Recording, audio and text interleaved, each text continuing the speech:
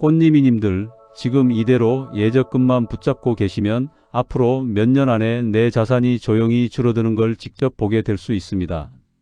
그래서 오늘은 꼭 말씀드려야겠다고 마음을 먹었습니다. 최근에 원금은 지켜주면서도 최대 8% 수익을 노려볼 수 있는 새로운 계좌가 곧 나옵니다.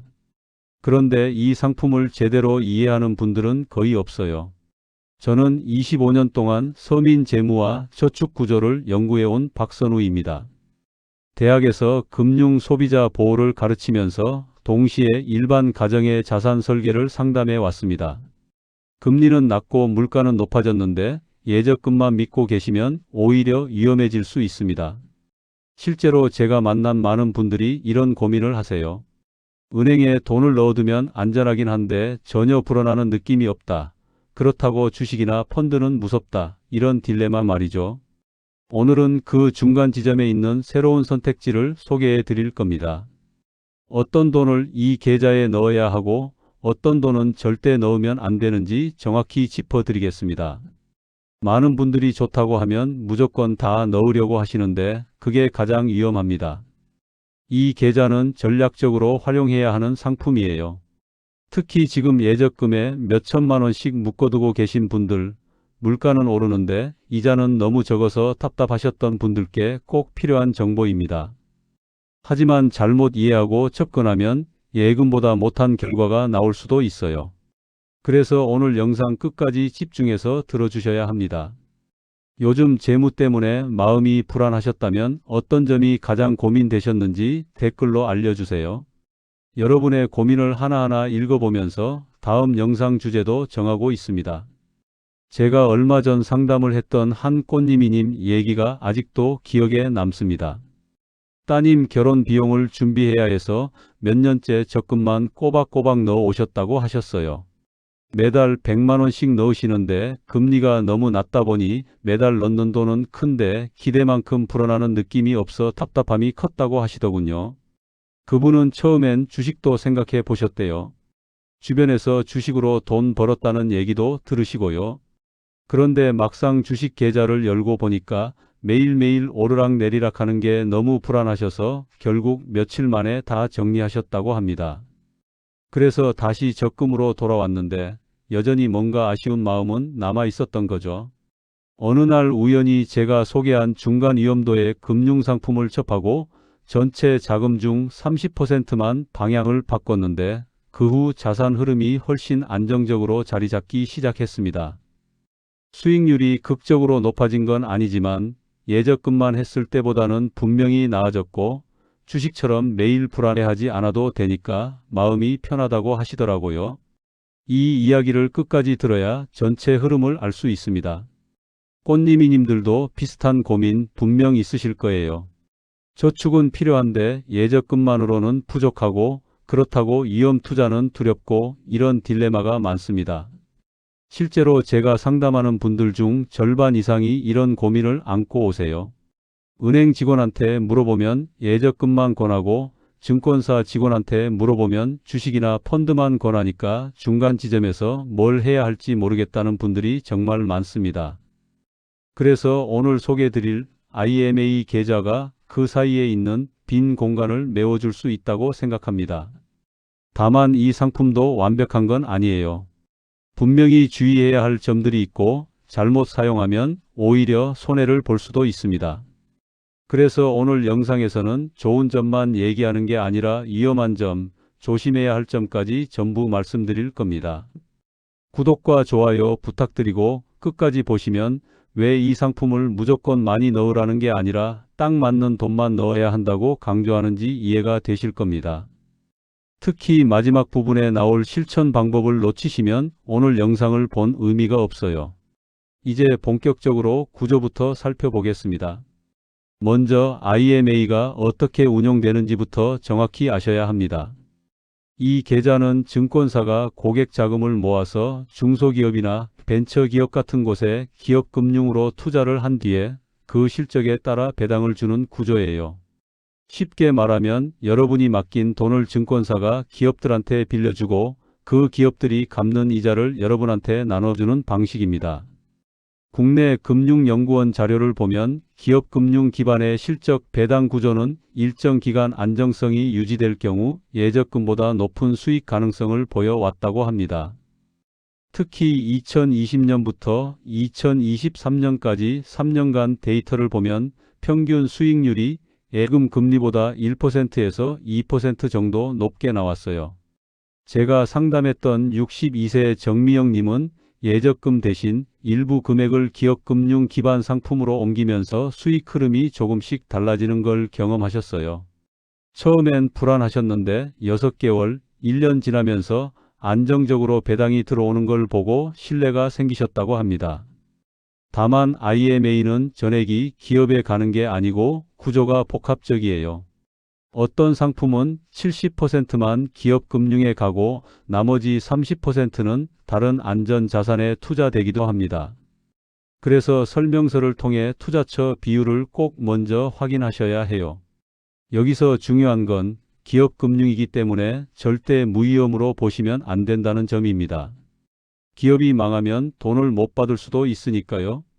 꽃님이님들은 기업금융이라는 단어 들으면 어떤 느낌이 드세요? 그 다음으로 원금 보장이라는 말의 의미를 제대로 이해하셔야 해요. 많은 분들이 여기서 착각을 하십니다. IMA의 원금 보장은 예금자 보호법이 아니라 증권사가 대손충 당금으로 책임지는 구조입니다. 은행 예금은 나라에서 5천만 원까지 보장해 주잖아요. 그런데 IMA는 그게 아니에요. 증권사가 자기 돈으로 손실을 메워주겠다는 약속일 뿐입니다. 금융감독원 자료를 보면 예금자 보호가 적용되지 않는 상품은 금융회사 건전성에 따라 위험도가 크게 달라진다고 나와 있어요. 쉽게 말하면 증권사가 튼튼하면 안전하지만 증권사가 흔들리면 여러분 돈도 위험해질 수 있다는 뜻입니다. 58세 이정호님은 이름만 보고 예금처럼 생각했다가 중도해지 시 원금 보장이 안 될 수 있다는 사실을 뒤늦게 알고 깜짝 놀라셨습니다. 만기까지 유지해야만 원금이 보장되는 건데 중간에 급하게 돈이 필요해서 찾으면 손실이 날 수 있어요. 그래서 반드시 자기 자본 규모가 충분한 증권사에 개설해야 하고 증권사 파산 시 원금 손실 가능성이 있다는 사실을 잊지 마셔야 합니다. 혹시 예금자 보호가 적용되는 줄 알고 계셨던 꽃님이님들도 계시죠? 저도 상담하다 보면 이 부분을 모르고 가입하신 분들이 정말 많아요. 이제 세 가지 타입을 제대로 구분해 보겠습니다. IMA는 안정형이 연 4%에서 5%, 일반형이 5%에서 6%, 투자형은 최대 8%까지 추구하는 구조로 나뉩니다. 안정형은 1년 만기가 많고 일반형은 2년에서 3년, 투자형은 3년 이상으로 기간이 길어질수록 수익률 목표도 높아집니다. 국내 자산관리 연구 보고서를 보면 기간이 길고 위험이 높을수록 기대 수익률이 자연스럽게 올라가는 구조라는 게 확인됩니다. 이건 금융의 기본 원칙이에요. 위험을 더 감소하면 수익도 더 높아지는 거죠. 65세 박은자님은 처음엔 안정형만 하려다가 3년 이상 쓸 계획 없는 자금은 일반형으로 분산해서 오히려 만족도가 높아지셨어요. 안정형으로만 하니까 수익률이 아쉽더라고요. 그런데 일부를 일반형으로 옮기니까 전체적인 수익이 조금씩 올라가면서도 위험은 크게 느껴지지 않았다고 합니다. 쓰임이 정해진 돈은 안정형으로, 여유 자금은 일반형이나 투자형으로 구분하시면 됩니다. 예를 들어 2년 뒤에 손자 대학 등록금으로 쓸 돈이면 안정형, 당분간 쓸 일 없는 여윳돈이면 일반형이나 투자형으로 가는 거죠. 다만 중도해지 시에는 수익도 깨지고 원금 보장도 깨질 수 있다는 점 꼭 기억하셔야 해요. 이게 정말 중요합니다. 만기 전에 찾으면 약속된 수익률을 못 받을 뿐만 아니라 원금도 손실이 날 수 있어요. 꽃님이님들은 세 가지 중 가장 관심 가는 타입이 어떤 건가요? 그리고 많은 분들이 착각하시는 부분이 하나 더 있습니다. IMA는 비과세도 아니고 분리과세도 아니에요. 세제 혜택이 전혀 없습니다. ISA나 연금저축처럼 세금을 깎아주는 상품이 아니라는 뜻이에요. 국세청 기준으로 보면 금융소득이 연 2천만 원을 넘으면 종합과세 대상이 되거든요. IMA에서 받는 이자도 당연히 금융소득에 포함됩니다. 그래서 다른 예금이나 적금 이자하고 합쳐서 2천만 원 넘으면 세금 폭탄 맞을 수 있어요. 60세 김동성님은 비과세라고 착각하고 가입했다가 중도에 알게 되어서 당황하셨어요. ISA랑 비슷한 거라고 생각하셨대요. 그런데 전혀 다른 상품이에요. 다른 금융상품과 합산된 금융소득까지 고려해서 세금 계산을 미리 체크하셔야 하고 세제 혜택이 없으니까 무조건 세이프존은 아니라는 걸 이해하셔야 합니다. 특히 은퇴하신 분들 중에 예금 이자나 배당금이 많으신 분들은 IMA 이자까지 더해지면 종합과세 대상이 될 수 있으니 조심하셔야 해요. 지금 꽃님이님들의 금융소득 구조는 어떻게 되시나요? 한번 계산해 보시는 게 좋습니다. 그 다음은 폐쇄형 구조를 정확히 아셔야 합니다. 이 계좌는 약속한 기간 동안 인출이 불가능한 폐쇄형이에요. 적금처럼 중간에 깨면 되겠지 이렇게 생각하시면 큰일 납니다. 적금은 중간에 깨도 원금은 그대로 받잖아요. 이자만 조금 덜 받는 거고요. 그런데 IMA는 중간에 깨면 원금도 손실이 날 수 있어요. 중도해지 시 손실 위험이 커지는 폐쇄형 금융상품은 반드시 목적성 자금으로 운영해야 한다고 한국재무학회에서도 언급하고 있습니다. 목적성 자금이란 특정 목적을 위해 묶어둔 돈을 말해요. 예를 들어 3년 뒤 차 바꿀 돈, 5년 뒤 집 수리할 돈 이런 식으로요. 59세 윤상혜님은 장기 투자형으로 가입했다가 예상치 못한 의료비 지출 때문에 난감해진 적이 있으세요? 건강검진에서 문제가 발견돼서 급하게 수술비가 필요했는데 IMA에 묶어둔 돈을 찾으려니까 손실이 나는 거예요. 결국 다른 데서 돈을 빌려서 해결하셨는데 그때 정말 후회가 많이 되셨다고 합니다. 그래서 3년 안에 쓸 돈은 절대 투자형으로 넣지 마시고 수익을 얻고 원금을 지키려면 약속된 기간을 반드시 지켜야 한다는 점 꼭 기억하세요. 꽃님이님들은 지금 당장 쓸 계획 있는 돈과 없는 돈이 구분되어 있으신가요? 이게 정말 중요합니다. 6번째로 증권사 선택 기준을 말씀드릴게요. 아무 증권사나 가입하시면 안 됩니다. 앞에서 말씀드렸듯이 원금 보장은 증권사가 하는 거니까 증권사가 튼튼해야 여러분 돈도 안전해요. 자기 자본 규모가 큰 증권사를 선택하셔야 하고 신용 등급도 확인하셔야 합니다. 금융감독원 홈페이지 가시면 증권사별로 자기 자본 규모하고 신용 등급이 다 공개되어 있어요. 최소한 자기 자본이 1조 원 이상 되는 증권사를 선택하시는 게 좋습니다. 64세 강민호님은 수익률만 보고 작은 증권사에 가입했다가 나중에 불안해서 큰 증권사로 옮기신 적이 있어요. 옮기는 과정에서 시간도 걸리고 번거로웠다고 하시더라고요. 처음부터 제대로 된 증권사를 선택하는 게 중요합니다. 7번째로 어떤 돈을 넣어야 할지 기준을 만들어야 합니다. 예적금만 넣고 아쉬웠던 돈, 그러나 주식은 부담스러운 돈이 IMA에 적합한 대상이에요. 이게 핵심입니다. 한국금융교육센터 연구를 보면 중위험 중수익 자산을 포트폴리오에 20%에서 30% 포함하면 장기 안정성이 높아지는 것으로 나타났습니다. 전부 예금으로만 하면 안전하긴 한데 수익이 너무 낮고 전부 주식으로 하면 수익은 높을 수 있지만 위험도 크죠. 그 중간에 IMA 같은 상품을 적절히 섞으면 균형이 잡힌다는 얘기예요. 67세 김영주님은 예적금으로만 유지하던 자금 중 일부를 일반형으로 분산해서 수익 흐름이 달라지는 걸 체감하셨어요.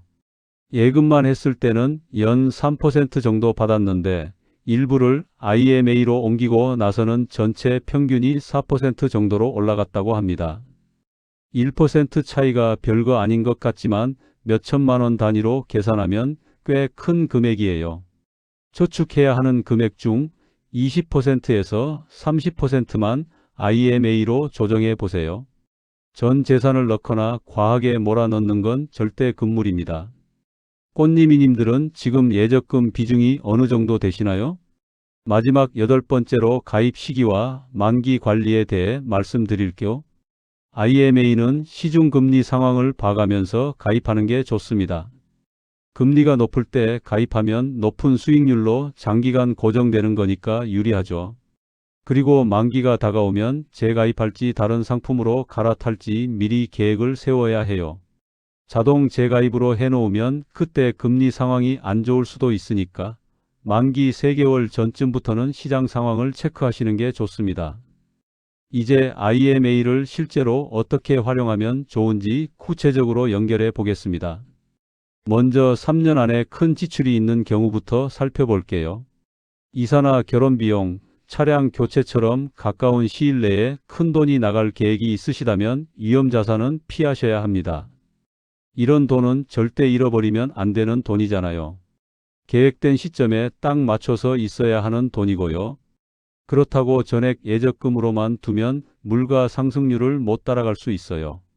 요즘 물가가 연 3%에서 4%씩 오르는데 예금 금리가 2%에서 3% 수준이면 실질적으로는 돈이 줄어드는 거나 마찬가지예요. 이럴 때는 필수 저축 금액 중에서 30% 정도를 IMA 안정형에 배치하시면 좋습니다. 예를 들어 2년 뒤에 이사 가려고 3천만 원을 모으고 계시다면 2천만 원은 예금으로 안전하게 유지하시고 나머지 1천만 원은 안정형 IMA로 조금 더 높은 수익을 노리는 거죠. 63세 박정희 님은 이런 식으로 자금을 배분하셨는데 결과적으로 예금만 했을 때보다 200만 원 정도 더 받으셨다고 해요. 큰 돈은 아니지만 이사 비용에 보태니까 도움이 됐다고 하시더라고요. 꽃님이님들은 앞으로 3년 안에 큰 비용 계획이 있으신가요?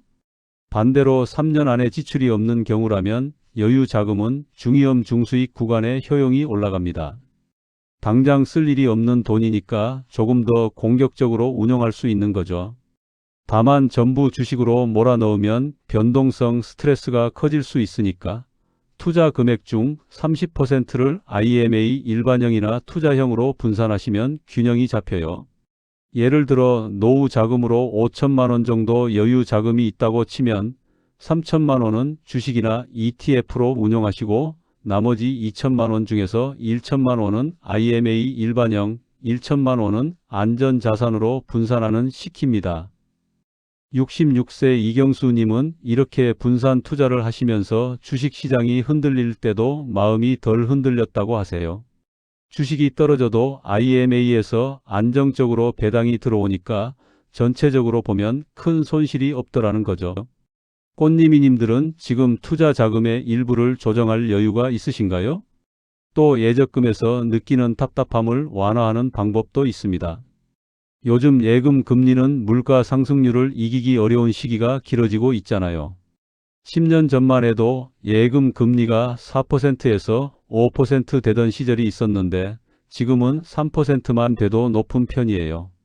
그런데 예적금과 IMA를 1대1처럼 섞는 방식은 비효율적이에요. 예를 들어 5천만 원을 2,500만 원씩 나눠서 넣는 건 별로 좋지 않다는 얘기입니다. 예적금은 생활 안정자금 중심으로 유지하시고 IMA는 수익 보조 역할로 분리하시는 게 맞습니다. 생활비 6개월치는 무조건 예금으로 유지하세요. 이건 긴급 자금이니까 절대 건드리면 안 됩니다. 그 다음에 단기 목적 자금도 예금으로 두시고요. 그리고 그 외에 여유 자금이 있다면 그때 IMA를 고려하시는 거예요. 61세 최영미님은 처음엔 전체 자금을 반반씩 나눴다가 나중에 이렇게 목적별로 재분류하셨어요. 그랬더니 훨씬 관리하기 편하고 마음도 편해지셨다고 합니다. 예적금만으로 답답함 느끼셨던 꽃님이님들 계시죠? 주식이나 ETF가 부담되는 시니어분들에게는 IMA가 중간 대안이 될 수 있어요. 위험 자산으로 바로 가기 어려운 분들한테는 완충 역할을 해주거든요. 주식은 하루에도 몇 %씩 오르내리는데 그게 스트레스인 분들이 많으세요. 특히 은퇴하신 분들은 수입이 없으니까 자산이 줄어드는 게 너무 무섭잖아요. 주식이 10% 떨어지면 밤에 잠을 못 주무시는 분들도 계세요. 그런 분들한테는 IMA가 좋은 대안이 될 수 있습니다. 다만 주식 대체제가 아니라 보조 역할이라는 걸 이해하셔야 해요. IMA가 주식보다 안전하긴 하지만 그만큼 수익률도 낮아요. 주식은 잘하면 연 10% 이상도 가능하지만 IMA는 최대 8% 정도거든요. 전체 자산 중에서 10%에서 20%만 IMA로 분리해서 완충 구간을 만드시면 됩니다. 예를 들어 총 자산이 1억 원이라면 1천만 원에서 2천만 원 정도만 IMA로 운용하는 거죠. 68세 서동균님은 주식 변동성 때문에 힘들어 하시다가 일부를 IMA로 옮기셨는데 그 후로 훨씬 마음이 편해지셨다고 해요. 주식이 떨어져도 IMA는 변동이 없으니까 심리적으로 안정감이 생긴다는 거죠. 주식 변동성 때문에 힘들었던 적 있으셨나요? 장기 계획을 가진 분들의 전략적 활용도 중요합니다. 3년에서 7년 기간은 수익률이 정착되는 구간이거든요. 단기로 하면 높은 수익을 기대하기 어렵지만 장기로 가면 복리 효과도 생기고 안정성도 높아져요. 장기형에 넣은 돈은 절대 중간에 손대지 마시고 투자형은 꼭 미사용 장기 자금만으로 설정하셔야 합니다. 예를 들어 손주 태어나면 줄 돈이라든지 나중에 요양원 갈 때 쓸 돈 같은 거요. 65세 윤태호님은 손주 대학 등록금으로 쓸 돈을 5년짜리 투자형 IMA에 넣으셨어요. 손주가 지금 중학생이니까 5년 뒤면 딱 대학 들어갈 시기거든요. 이런 식으로 목적과 기간을 딱 맞추면 효과적이에요. 꽃님이님들은 장기 자금이 따로 마련되어 있으신가요? 이제 전체 내용을 정리하면서 가장 실질적인 조언을 드릴게요.